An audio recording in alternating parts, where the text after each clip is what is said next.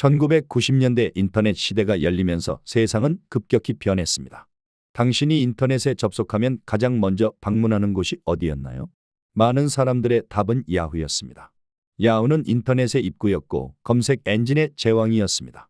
하지만 지금 야후는 어디에 있을까요? 2024년 야후는 결국 서비스를 종료하게 됩니다. 한때 세계에서 가장 가치 있는 회사였던 야후가 역사 속으로 사라지는 것입니다. 야후의 역사는 1994년으로 거슬러 올라갑니다. 스탠퍼드 대학교의 두 학생 제리 양과 데이비드 파일로가 인터넷 웹사이트들을 분류하고 정리한 디렉토리를 만들었습니다. 1995년 야후는 정식으로 회사가 되었고 1996년 주식을 공개하면서 주가는 급등했습니다. 야후의 시가총액은 수십억 달러에 달했습니다. 1998년 구글이 설립되기 전에 야후는 이미 검색 엔진 시장의 절대 강자였습니다. 2000년 닷컴 버블이 터졌지만 야후는 살아남았습니다. 야후는 실제 수익을 창출하고 있었고 광고 수익도 계속 증가했습니다. 2002년 야후는 오버추어 서비스를 인수하면서 검색 광고 기술을 확보했고 시가총액은 1000억 달러를 넘었습니다. 야후는 이메일, 뉴스, 쇼핑, 경매 등 다양한 서비스를 제공하면서 인터넷의 포탈이 되려고 했습니다. 하지만 2004년 구글이 주식을 공개하면서 상황이 변합니다. 구글은 검색에만 집중했고 검색 알고리즘은 야후보다 훨씬 정확했습니다. 사람들은 점점 더 구글을 사용하기 시작했습니다. 2006년 야후는 구글과의 검색 광고 계약을 끝내고 자신의 검색 기술을 사용하기로 결정했지만 이것은 잘못된 결정이었습니다. 야후의 검색 기술은 구글보다 훨씬 떨어졌고 사람들은 계속 구글로 이동했습니다. 2007년 마이크로소프트는 야후를 446억 달러에 인수하려고 시도했습니다. 하지만 야후의 경영진들은 이 제안을 거절했습니다. 야후는 자신이 더 가치 있다고 생각했습니다. 2008년 마이크로소프트는 다시 620억 달러를 제시했지만 야후는 또 다시 거절했습니다.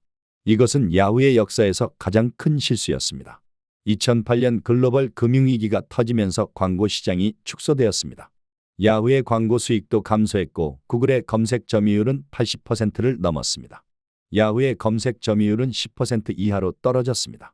2009년 야후와 마이크로소프트는 검색 광고 분야에서 협력하기로 합의했지만 이것도 야후를 살리지 못했습니다.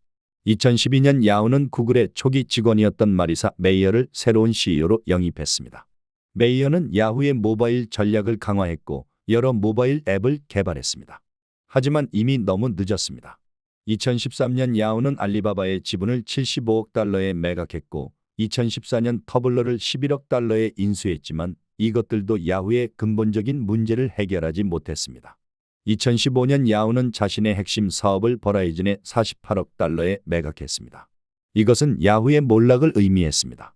야후는 더 이상 인터넷 회사가 아니라 투자 회사가 되었습니다.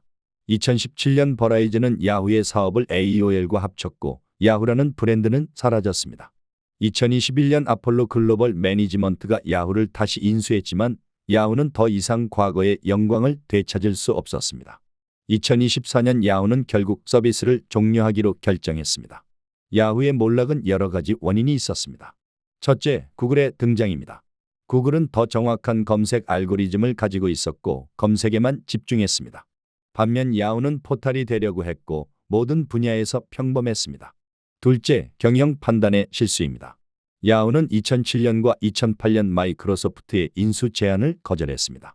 당시 야후의 시가총액은 이미 하락하고 있었습니다. 셋째, 기술 혁신의 부족입니다. 야후는 검색 기술 개발에 충분히 투자하지 않았고 구글보다 떨어진 검색 알고리즘을 가지고 있었습니다. 넷째, 모바일 시대에 대한 대비 부족입니다. 구글은 안드로이드를 개발했고 모바일 검색 시장을 장악했지만 야후는 모바일에서 뒤떨어졌습니다. 다섯째, 포탈 전략의 실패입니다. 사람들은 특정 서비스에 특화된 회사를 선호했지만 야후는 모든 분야에서 평범했습니다. 야후의 몰락은 우리에게 중요한 교훈을 줍니다. 과거의 성공에 안주하면 안 된다는 것입니다. 야후는 1990년대 검색 엔진 시장의 절대 강자였지만 구글의 위협을 과소평가했습니다. 집중력의 중요성도 보여줍니다. 구글은 검색에만 집중했고 검색 기술을 계속 개선했습니다. 기술 혁신의 중요성도 명확합니다. 야후는 검색 기술 개발에 충분히 투자하지 않았고 결국 뒤떨어졌습니다. 시장 변화에 대한 민감성도 중요합니다. 야후는 모바일 시대의 도래를 예측하지 못했고 모바일 시장에서 뒤떨어졌습니다. 마지막으로 경영 판단의 중요성입니다. 야후가 마이크로소프트의 인수 제안을 받아들였다면 야후의 주주들은 더 많은 이익을 얻었을 것입니다. 야후는 한때 인터넷의 입구였고 검색 엔진의 제왕이었습니다. 하지만 야후는 몰락했습니다. 야후의 몰락은 단순히 한 기업의 실패가 아닙니다. 이것은 디지털 시대의 변화를 보여주는 사례입니다. 야후는 과거의 성공에 안주했고 미래의 변화를 예측하지 못했습니다. 결국 야후는 역사 속으로 사라졌습니다. 우리는 야후의 몰락에서 배워야 합니다. 아무리 큰 기업도 안주하면 몰락할 수 있다는 것을 말입니다. 아무리 강한 경쟁력도 혁신 없이는 유지될 수 없다는 것을 말입니다. 야후의 역사는 끝났지만 그 교훈은 영원히 남아있을 것입니다.